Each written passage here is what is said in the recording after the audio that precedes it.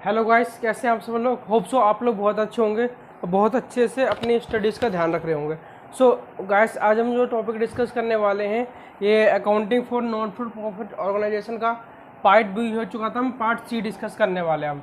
ठीक है, ये पार्ट सी की क्लास है, तो आपको लाइन बाय लाइन नोट करते रहना है, क्योंकि ये जो इंपॉर्टेंट टर्मिनोलॉजीज है ये हर क्वेश्चन में आपको देखने को मिलेगी।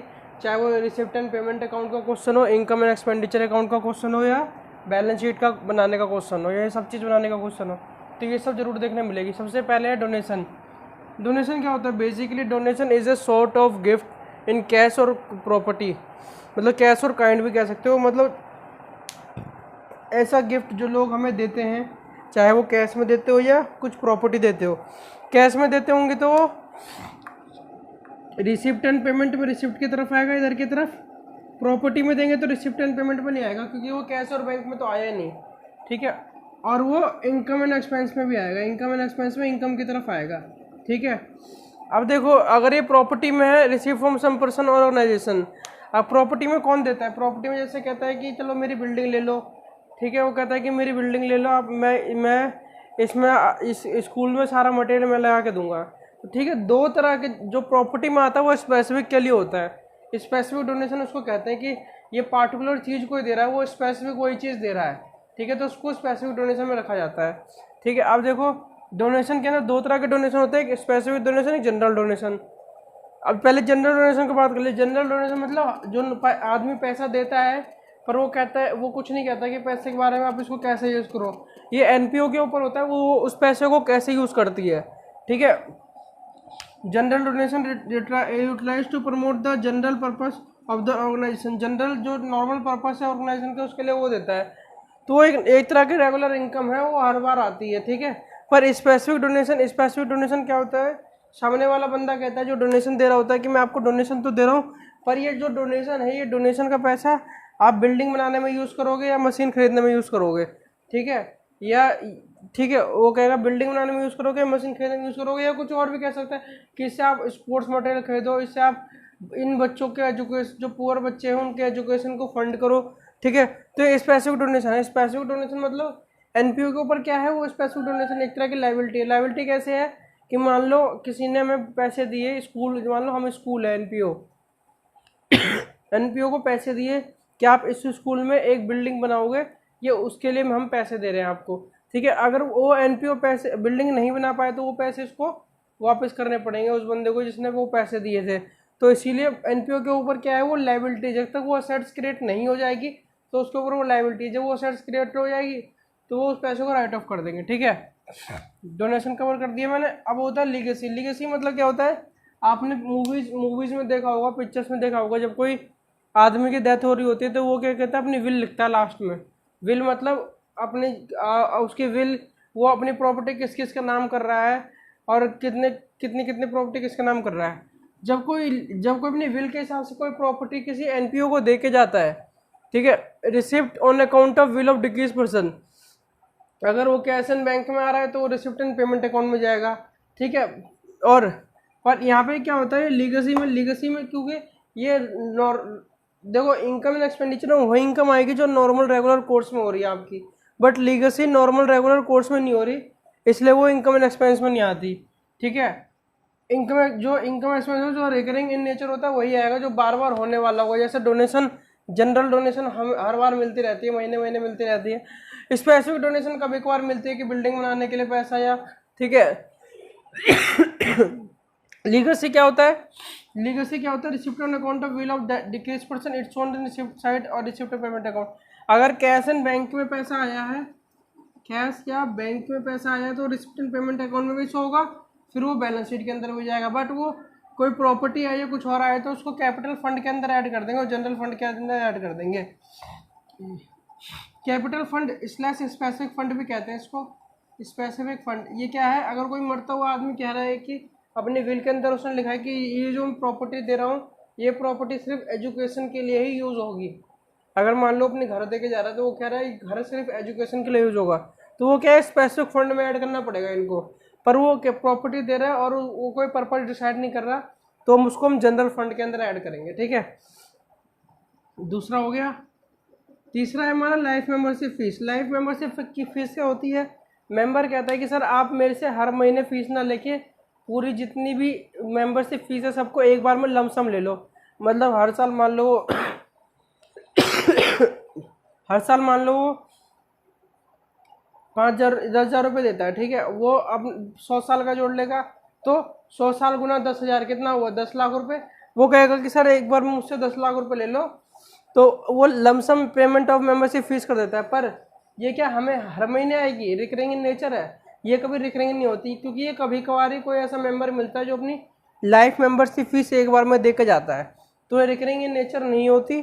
तो इसीलिए इसको कैपिटल रिसिप्ट में ऐड किया जाता है, ठीक है। कैपिटल रिसिप्ट माना जाता है। अगर मान लो कैश या बैंक में हो रहा है तो रिसिप्ट एंड पेमेंट में जाएगा, और उसको कैपिटल रिसिप्ट मान के जनरल फंड या स्पेसिफिक फंड में ऐड कर देंगे। जनरल फंड मतलब वो पैसे दे रहा है लाइफ मेंबरशिप फीस पर, कोई पर्पस डिसाइड नहीं कर रहा, पर वो मेंबरशिप फीस देते हुए कह रहा है कि ये पैसा सिर्फ आप किसी उस चीज़ के लिए यूज़ करोगे जिसके लिए वो बता रहा है।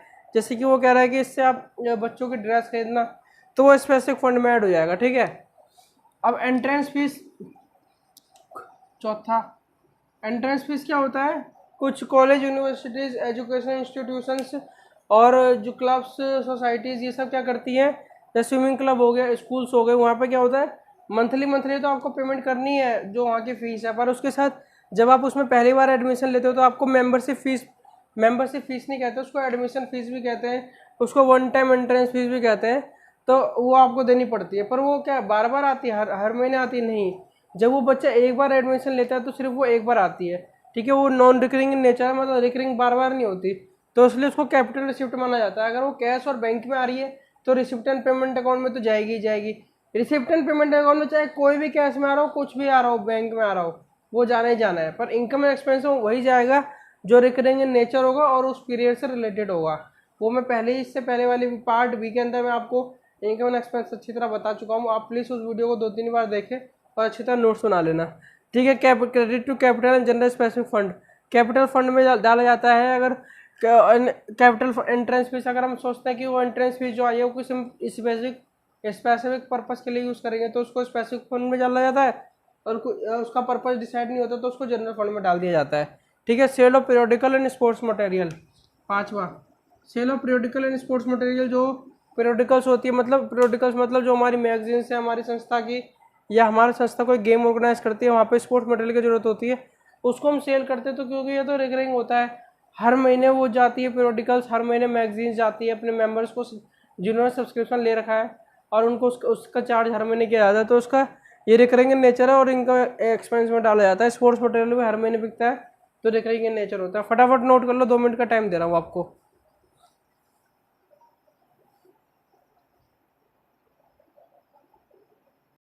हाँ जी, तो 6 पॉइंट तक हमने डिस्कस कर लिया था, अब 7 पॉइंट की बात कर रहा हूँ मैं, ठीक है। Payment of honorarium, payment of honorarium. Honorarium क्या होता है? जब कोई आर्टिस्ट आपके लिए परफॉर्म करता है एनपीओ के लिए, जब कोई म्यूजिशियन परफॉर्म करता है, जब कोई डांसर परफॉर्म करता है एनपीओ के लिए, कोई आपने शो ऑर्गेनाइज करा, वहाँ पे कुछ आर्टिस्ट बुलाए, कुछ किसी भी तरह का परफॉर्मेंस किया, तो उसके लिए जो पेमेंट की जाती है उसको होनोरेरियम कहा जाता है, ठीक है। होनोरेरियम के ट्रीटमेंट कहाँ किया जाता है? उसको इनकम एंड एक्सपेंडिचर के अंदर शो किया जाता है, और अगर आप उसको कैश या बैंक में पेमेंट कर रहे हैं तो रिसिप्ट एंड पेमेंट अकाउंट में भी ऑल्सो आता है, ठीक है। Paid to a person who is not regular employ, वो रेगुलर एम्प्लॉय नहीं होता। Like payment to artist such as expenditure in income and expense accounts और and receipt and payment account में भी आता है, ठीक है। उसके बाद एंडोमेंट फंड। एंडोमेंट फंड क्या होता है? एंडोमेंट फंड वही एक तरह का स्पेसिफिक फंड ही होता है। इसमें जो व्यक्ति पैसा देता है, एक तरह से स्पेसिफिक डोनेशन सुनाता है ना, वही इसको नाम फंड दे दिया गया है, और कोई डिफरेंस नहीं है। जब कोई पैसा स्पेसिफिक पर्पस के लिए आता है तो एंडोमेंट फंड के अंदर जाता है, जो किसी की रिक्वेस्ट या गिफ्ट के थ्रू आता है, ठीक है। एक तरह से लाइबिलिटी होती है, अगर वो आया कैश में या बैंक में आया तो रिसिप्ट एंड पेमेंट अकाउंट में तो जाएगा ही जाएगा, ठीक है। और वो किस पर्पस के लिए आ रहा है उसके हिसाब से एक फंड क्रिएट होगा लाइबिलिटी साइड में, और उसको स्पेसिफिक फंड के अंदर वो फंड क्रिएट होगा, ठीक है। उसके बाद गवर्नमेंट ग्रांट। गवर्नमेंट ग्रांट क्या होता है? गवर्नमेंट ग्रांट सेम डोनेशन की तरह ही होता है, अगर रिकरिंग इन नेचर है। लाइक गवर्नमेंट हर साल मेंटेनेंस का खर्चा देती है स्कूल को, ठीक है, तो वो रिकरिंग इन नेचर है तो उसको वो इनकम मान लिया जाता है, ठीक है। रेवेन्यू रिसिप्ट मान लिया जाता है, इसको रिसिप्ट एंड पेमेंट अकाउंट में तो आएगा ही आएगा, और इनकम एंड एक्सपेंडिचर अकाउंट में भी जरूर आता है, ठीक है। बट बिल्डिंग का ग्रांट है कि बिल्डिंग बनाने के लिए गवर्नमेंट पैसा दे रही है, तो वो रिकरिंग इन नेचर नहीं है, वो कभी कभार ही गवर्नमेंट पैसा देती है। तो रिसिप्ट एंड, अगर वो कैश एंड बैंक में आता है रिसिप्ट एंड पेमेंट अकाउंट में तो आएगा ही आएगा, प्लस वो बैलेंस शीट में स्पेसिफिक पर्पस के लिए स्पेसिफिक ग्रांट के अंदर आएगा, ठीक है। उसको उसी पर्पस के लिए यूज करेंगे जो जिस पर्पस के लिए वो पैसा आया है। फिर इसके बाद आता है स्पेशल फंड। स्पेशल फंड क्या होता है? कभी कभार college, universities, education institutions, hospital, societies, medical institutions, वो क्या करती है, कुछ फंड बनाती है, जैसे प्राइज फंड हो गया, मैच फंड हो गया, क्रिकेट फंड हो गया, ठीक है। अगर स्पोर्ट्स क्लब है तो क्रिकेट या मैच फंड, प्राइज फंड मतलब कोई ऑर्गेनाइजेशन कुछ शो फंक्शन ऑर्गेनाइज कर रही है तो उसके लिए प्राइज फंड बनाती है। उस प्राइज इन फंड का काम क्या होता है? लोगों से पैसा लिया जाता है और वो पैसा इस फंड के अंदर डाल दिया जाता है। ये फंड क्या होता है?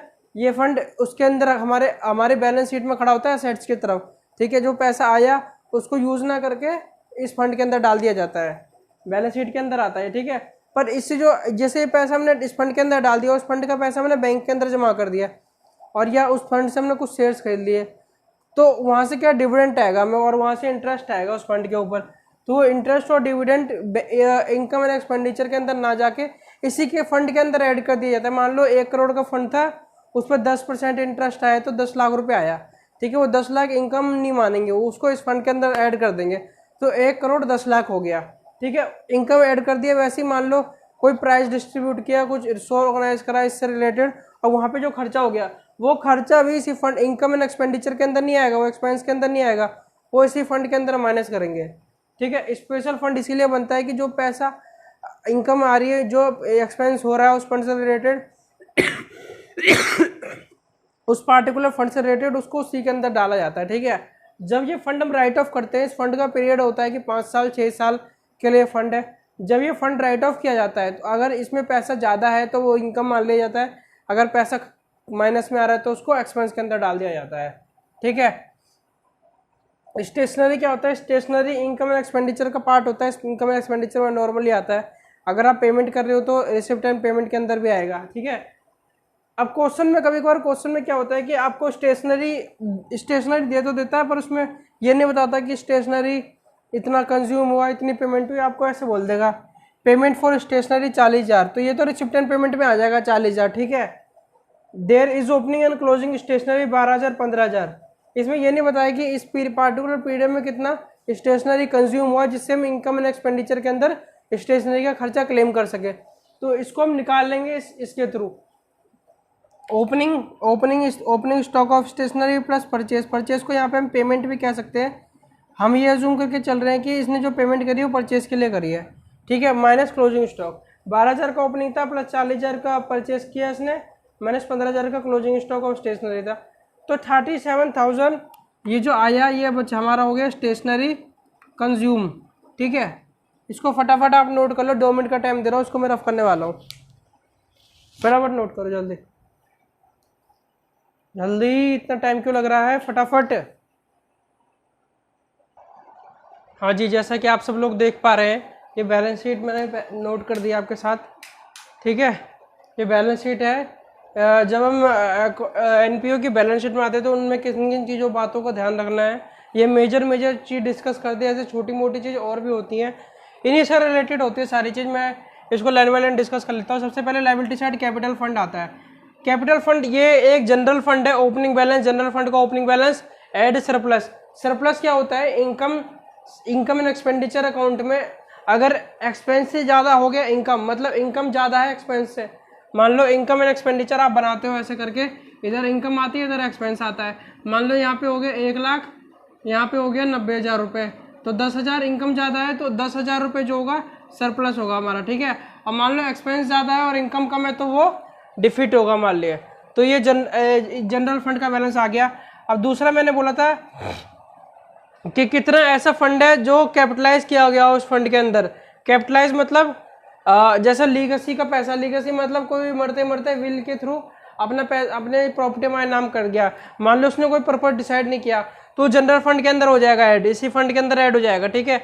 लाइफ मेंबरशिप फीस दे रहा है कोई, उसने उसका पर्पस डिसाइड नहीं किया तो इसके अंदर हो जाएगा। एंट्रेंस फीस, अगर हम ये सोच रहे हैं कि एंट्रेंस फीस रिकरिंग नेचर है तो वो इसी के अंदर ऐड हो जाएगा। एंट्रेंस फीस दो तरह की होती है, एक तो स्कूल यूनिवर्सिटीज़ लेती है जो जब बच्चा एडमिशन करता है जब लेती है, और कोई स्कूल में क्या होता है कि हर साल एंट्रेंस फीस लिया जाता है, जब वो 6 से 7th में जाएगा जब भी, 7 से 8th में जाएगा जब भी, तो वो क्या उसको रिकरिंग इन नेचर मानते हैं, तो उसके इसी के अंदर ऐड कर देते हैं वो, ठीक है, इस फंड के अंदर ऐड किया जाता है। स्पेशल फंड मतलब जो स्पेसिफिक किसी पर्पस के लिए यूज होता हो, तो उसका ओपनिंग बैलेंस है वो ऐड रिसिप्ट जितना इस साल हुआ और उस फंड से कितनी इनकम हुई वो भी इसी के अंदर ऐड करनी होती है, ठीक है। पेमेंट हमने इस फंड से कितना अमाउंट यूटिलाइज कर लिया है वो, और इस फंड में कितना खर्चा कर दिया वो माइनस करना होता है, ठीक है। क्रेडिटर फॉर परचेज, ये हो गया, ये हो गया, ये हो गया। क्रेडिटर फॉर परचेज, कोई सामान परचेज कर रहे हैं, स्पोर्ट्स मटेरियल परचेज कर रहे हैं, ठीक है, या लेबर को पैसा देना बाकी है वो भी इधर ही आएगा आउटस्टैंडिंग ड्यूज में, ठीक है। इनकम रिसीव एडवांस, किसी ने अपनी मेंबर सब्सक्रिप्शन फीस पैसे पहले दे दी, मेंबरशिप फीस पहले ही दे दी, तो एडवांस में दे दी, ठीक है, तो वो हमारे लिए क्या हो गई, लायबिलिटी हो गई, क्योंकि अगर वो पहले दे देगा तो हमारे लिए लायबिलिटी हो जाएगी, क्योंकि हम हमारा दायित्व हो गया उस बंदे के ऊपर कि उसने जो पैसा दिया उस पैसे को यूटिलाइज करना है हमें, ठीक है। इसको हम इनकम कब दिखाएंगे, जब वो पार्टिकुलर पीरियड आ जाएगा, तो उस पीरियड में हम इसको यहाँ से हटा के इनकम का एक्सपेंडिचर के अंदर लेके चले जाएंगे, ठीक है। बैंक ओवरड्राफ्ट, हमारी बैंक ओवरड्राफ्ट मतलब खर्चे हमने ज़्यादा कर दिया पर पैसा कम था, तो जो ज़्यादा खर्चा कर दिया वो बैंक ओवरड्राफ्ट के अंदर आता है, रिसिप्ट एंड पेमेंट के अंदर से आता है ये। Cash in and cash in bank, ये रिसिप्ट एंड पेमेंट के अंदर से आता है, क्लोजिंग बैलेंस होता है, ये भी रिसिप्ट एंड पेमेंट के अंदर से आता है, ठीक है, और ये भी रिसिप्ट एंड पेमेंट के अंदर से आता है, ठीक है। ये दोनों क्लोजिंग बैलेंस होते हैं, ठीक है, रिसिप्ट एंड पेमेंट अकाउंट के। आउटस्टैंडिंग इनकम, आउटस्टैंडिंग इनकम क्या होती है, जो महीना पूरा हो गया, ठीक है, बच्चे ने फीस नहीं दी स्कूल की, तो वो क्या है, आउटस्टैंडिंग इनकम है। Outstanding income in the sense कि वो में मिलनी है पर अभी आउटस्टैंडिंग हो गई। इनकम एंड एक्सपेंडिचर के अंदर तो आएगा पर रिसिप्ट एंड पेमेंट के अंदर नहीं आएगा, क्योंकि पैसा अभी मिला ही नहीं है हमें, ठीक है, आउटस्टैंडिंग है। प्रीपेड एक्सपेंस मतलब हमने अपने खर्चों का भुगतान पहले कर दिया। मान लो हमें स्कूल में 100 लेबर चाहिए थे स्कूल की बिल्डिंग बनाने के लिए, हमने कहा कि भाई पहले पैसे दे दिए, हमने उसको कहा कि बिल्डिंग बना दियो। जब वो बिल्डिंग बनाने आएगा जब हम इसका खर्चा बुक करेंगे, पर यह एक तरह से मान लिया असेट से, अभी हमने पहले पैसा दे रखा उसको, ठीक है। Sale of consumer, stock of consumer, यही बताया, कंज्यूमर स्टेशनरी, कंज्यूमर यहाँ पे स्टेशनरी भी कह सकते हैं इसको, या कुछ और नाम भी किसी क्वेश्चन में होता है। ओपनिंग बैलेंस, ऐड कितना हमने इस साल में परचेस किया, लेस कितना खत्म कर दिया इस साल में, जो पैसा बचेगा वो यहाँ पे आएगा, क्लोजिंग बैलेंस, ठीक है। फिक्स एसेट्स में सेम ऐसे ही होता है, ओपनिंग बैलेंस और प्रीवियस बैलेंस का ये होता है, प्लस ऐड कितना हमने फिक्स एसेट इस महीने का इस साल खरीदा, लेस कितना इस साल हमने सेल कर दिया, और कितना इस साल हमने उन एसेट्स के ऊपर डेप्रिसिएशन क्लेम करा वो लेस करते हैं, जो क्लोजिंग आता है यहाँ पे आ जाता है, फिर इन दोनों का टोटल ये होता है। बस ये हमारी बैलेंस शीट कंप्लीट हो गई। तो मैंने आपके साथ पूरा एनपीओ का चैप्टर डिस्कस कर लिया, receipt and payment account, income and expenditure account, balance sheet, और सम इम्पोर्टेंट टर्मिनोलॉजीज, क्या क्या केसेस हो सकते हैं। अब मैं आपको ये बताऊंगा कि किस किस तरीके के क्वेश्चन आपके पेपर में आते हैं और आपको कैसे उस क्वेश्चन को सॉल्व करना है। फटाफट नोट कर लो, आपने इसको अभी तक नोट नहीं करा तो 2 मिनट वीडियो पॉज करके 2 मिनट के अंदर नोट कर लो फटाफट। हाँ जी, तो फटाफट आप नोट कर लो ये जो मैंने लिखा है ब्लैक बोर्ड पे। तो किस किस तरीके के क्वेश्चन आ सकते हैं आपके क्वेश्चन में पेपर में। सबसे पहले आपको कैश बुक दे दिया जाएगा, कैश बुक से बोला जाएगा कि आप रिसिप्ट एंड पेमेंट अकाउंट बना के दिखाओ, या इनकम एंड एक्सपेंडिचर अकाउंट बना के दिखाओ, या बैलेंस शीट बना के दिखाओ, या इनमें से कोई दो, या ये तीनों के तीनों बना के दिखाओ। और इन दोनों को बनाने के लिए कुछ एडजस्टमेंट में वो एंट्री दे दी जाएगी कि इस एंट्री को कंसिडर करके कि आपको इनकम एंड एक्सपेंस और बैलेंस शीट भी बनाना है। कैश बुक से रिसिप्ट एंड पेमेंट तो आप फटाफट बना दोगे, ठीक है, पर इन दोनों को बनाने के लिए आपको कोई एंट्री एडजस्टमेंट के अंदर दी जाएगी। दूसरे तरह का क्वेश्चन क्या आ जाता है कि कोई कैश बुक नहीं दी जाएगी, सिर्फ नॉर्मल डिटेल दी जाएगी क्वेश्चन में कि ये सारी डिटेल है, आपको ये तीनों चीज़ बनानी है, तो उस तरह का क्वेश्चन आता है। तीसरा क्वेश्चन आएगा रिसिप्ट एंड पेमेंट अकाउंट दे दिया जाएगा और कहा जाएगा कि इनकम एंड एक्सपेंस और बैलेंस शीट बना के दिखाओ। चौथे तरह का क्वेश्चन बैलेंस शीट दे दिया जाएगा और उससे बोलेगा कि इनकम एंड एक्सपेंडिचर या और रिसिप्ट एंड पेमेंट अकाउंट बना के दिखाओ, ठीक है, रिसिप्ट एंड पेमेंट बना के दिखाओ। सब्सक्रिप्शन अकाउंट को आपको अच्छी तरह से कंसिडर करना है, क्योंकि बच्चे ज़्यादातर सब्सक्रिप्शन अमाउंट में ही दिक्कत करते हैं, तो इसके लिए आपको सेपरेट चार्ट बना लेना इस तरीके का, ठीक है, तो उसमें कोई दिक्कत नहीं होगी। अलग से एक सेपरेट अकाउंट बना लेना सब्सक्रिप्शन अकाउंट का, चाहे छोटे से छोटा बड़े से बड़ा हो, अगर एक एडजस्टमेंट भी है ना तो उसमें आपको अकाउंट बनाना ही बनाना है, ये बात याद रख लो। इससे आपको नंबर में इफेक्ट पड़ेगा, जहाँ पे आपके 6 नंबर आने चाहिए वहाँ 7 नंबर आएंगे, ठीक है। और टीचर को अच्छा प्रेजेंटेशन लगेगा, वो आपको अच्छे नंबर दे सकता है। कहीं कहीं क्वेश्चन में ट्रैवलेंस दे दिया जाएगा तो आपको वो तीनों चीज़ बनाने के लिए पूछ दिया जाएगा, ठीक है। और ये एक अच्छी प्रैक्टिस है कि आप हर हेड का अकाउंट अलग अलग बनाओ। और एक कोर्स और हो सकता है कि आपको इनकम एंड एक्सपेंडिचर दे दिया जाता है, इनकम एंड एक्सपेंडिचर दे दिया जाता है और आपको रिसिप्ट एंड पेमेंट पूछ लिया जाता है, बैलेंस शीट पूछ ली जाती है। इन क्वेश्चनों में आपको घुमाने की कोशिश की जाएगी, पर आपको जनरल अपने सेंस का, कॉमन सेंस का यूज़ करना है और क्वेश्चन में अच्छी तरह आंसर कंक्लूजन पे पहुंचना है। तो thank you all, love you all. ये हमने पूरा चैप्टर डिस्कस कर लिया आपके साथ एनपीओ का। अगर आपको किसी भी क्वेश्चन में किसी भी तरीके की प्रॉब्लम आ रही है तो आप सिंपली हमें कमेंट सेक्शन में बता सकते हो, और इसमें मैं अपना मोबाइल नंबर भी पुट ऑन कर दूंगा, जिससे कि आप कॉल करके हमसे पूछ भी सकते हैं कोई भी किसी भी तरह की आपको क्वेरी है। इसके बाद मैं आपके लिए पार्टनरशिप का चैप्टर लेके आऊँगा, ठीक है। तो आपने इसको अच्छी तरह नोट कर लेना जो जो मैंने आपको कराया वीडियो में, ठीक है। और please like share and subscribe जरूर कर देना फ्रेंड्स, क्योंकि आपके लिए हम इतनी मेहनत करते हैं, आप सिर्फ बस लाइक शेयर एंड सब्सक्राइब करते हैं, हम उसी से खुश है। Thank you all, love you all.